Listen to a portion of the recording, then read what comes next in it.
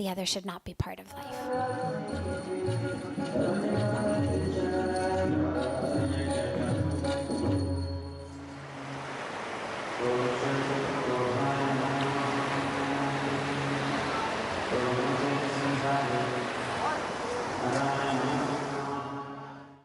So the question that came up just a few minutes ago was a question about yatra, question about Ganga and Gangotri.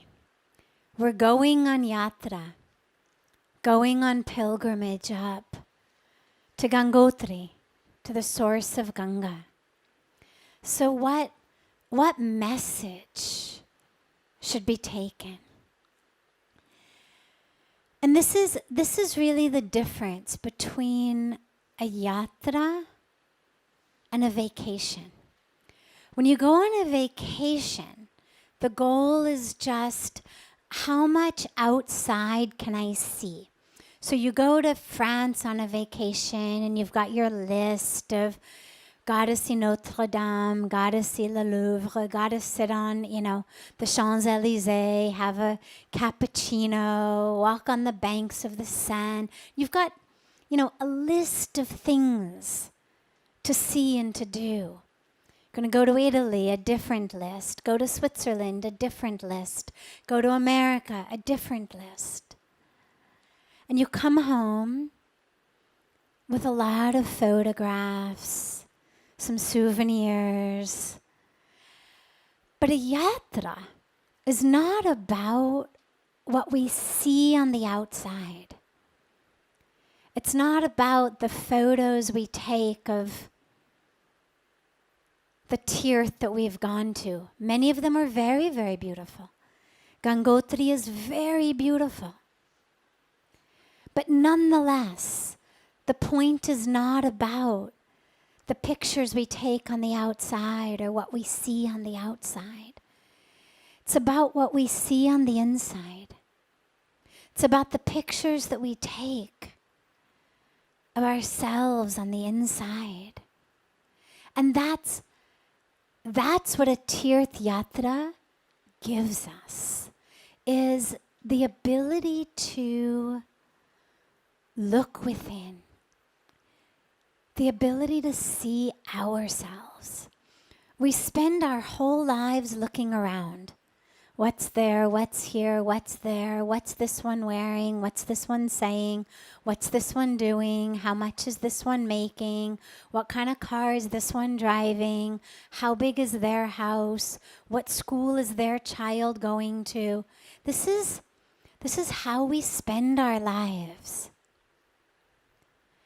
And when we go on a yatra, the goal is not just more of the same, but a new place.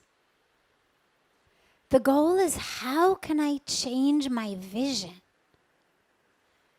from looking outside to looking inside? And so when you go on yatra to any of our sacred areas, it's always about an inner pilgrimage. The outer pilgrimage is just the vehicle, the divine, beautiful path that takes us to go in. But if all you come back with are photographs and a suntan and, sore legs, it wasn't a real yatra. May have still been a nice vacation, but it's only a real yatra if you've gone inside. The darshan that we have of the divine, whether it's in our temples of Badrinath or Kedarnath or Gangotri or Yamunotri, whether it's at any of the sacred areas across the country, even in other parts of the world, even if we're having the divine darshan, it's about how can I have that darshan within? How through having the darshan in this mandir or having the darshan at this holy place can I see the divine within me? Because that's what it's about. It's about what do you take home. You know, if you go to just visit your relatives or you go to visit friends, chalo pਹੁੰਚ गए साथी साथ भोजन किया, चाय पिया, गप मारा, you have fun. And then उनको छोड़ के आप वापस आते हैं घर. But when you go and you meet God, it's not supposed to be like that. कि मिल के वापस आए. थोड़ी देर बैठे फिर चल पड़े.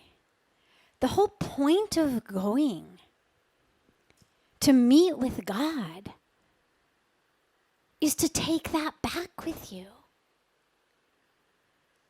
So yes, through the mandir, through the darshan, whether it's a deity in the mandir, whether it's the height of Mount Kailash, whatever tirth we're going to, through all of that, it's about having that darshan inside of me. Because that's what goes home with me.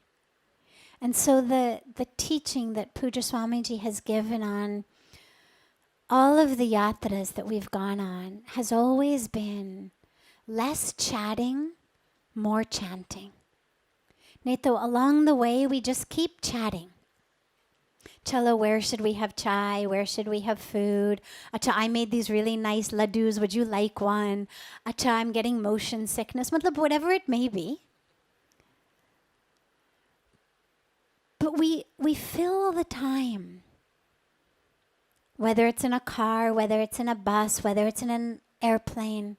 But we fill the time with chatting. And then suddenly we're at the mandir. And you've got your 2 minutes. And it's chalo, chalo, chalo, chalo, chalo, chalo, chalo, like that. If instead of that, our yatra begins now. Right here, right now.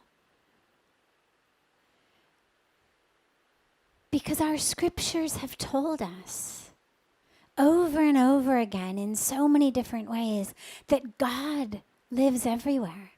That all of the universe is pervaded by the divine. And so the path to the holy place is also divine.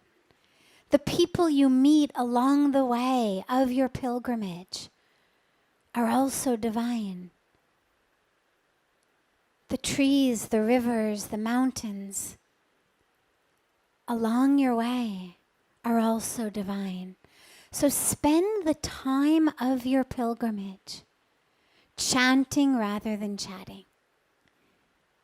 And this goes for your specific pilgrimage now. It also goes for your life pilgrimage. And specifically, because the question was raised about going to Gangotri. So when we go to have darshan of the source of Ganga, we're going back to the lap of the mother, the womb of the mother. And what can we take from that? What blessings, what experience do we take back from that? And it's an experience of the mother and of knowing that, yeah, she came down on earth right there.